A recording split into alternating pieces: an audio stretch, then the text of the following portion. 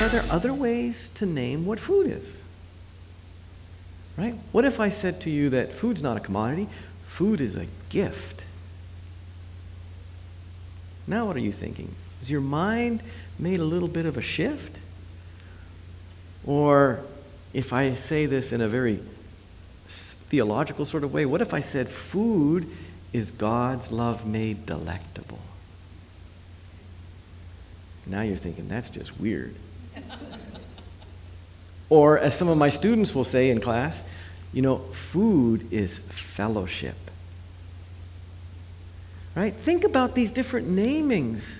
Right? They're hugely important because they are reflective of us as people who have decided to live in this world with other creatures in a particular sort of way. So let me give you the contrast using chickens. You know that people in America love chicken and they love white meat. We know that for a typical chicken to grow to maturity, they need about 85 days. That's a pretty long time.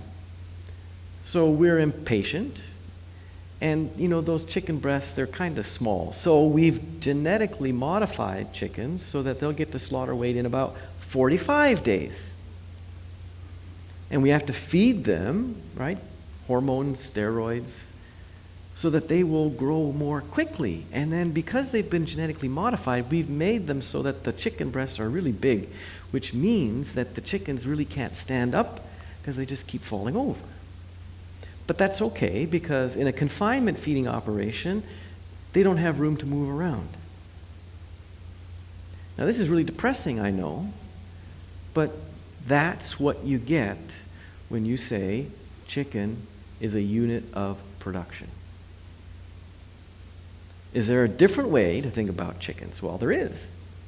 And I'll use the example of my grandfather. I grew up farming in southern Alberta, western Canada, and my grandfather would come out and farm with us, and he believed that animals were gifts. They were not units of production.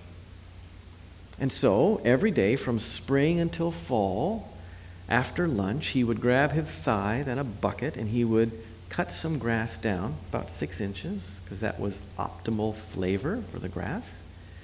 Put the grass in the bucket, walk to the chicken coop. And the chickens knew this was happening. And so they would come running. And have you ever seen a chicken smile? They smile. And they were big time happy because they were jumping up and down. And my grandfather would just throw the grass and they would gobble it up in sheer delight.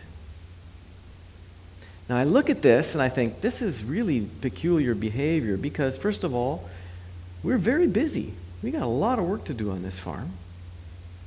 And my grandfather takes this time every day. Why? Because he understood that these chickens were gifts.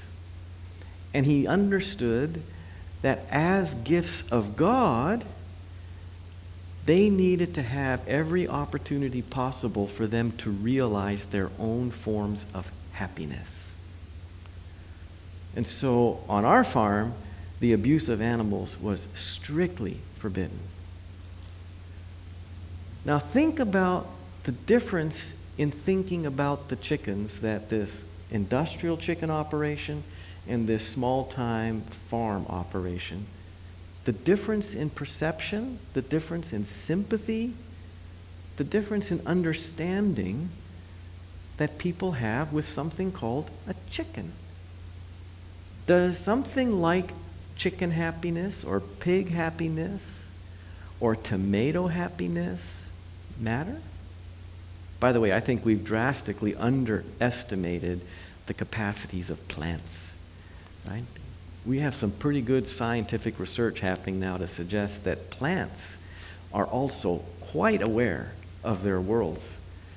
Right? They don't have a central nervous system, obviously, but they perceive and we think they feel in some pretty interesting ways. In fact, there's even suggestion that there's some sympathy that happens between plants in forests.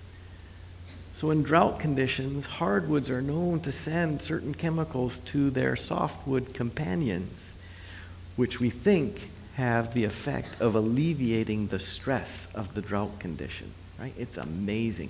Gives whole new meaning to the idea of a forest community, right? What if we start to think about our world not just as a stockpile of resources or commodities that exists for us simply to mine, to shop, to consume, but instead started to see the world as a place of gifts?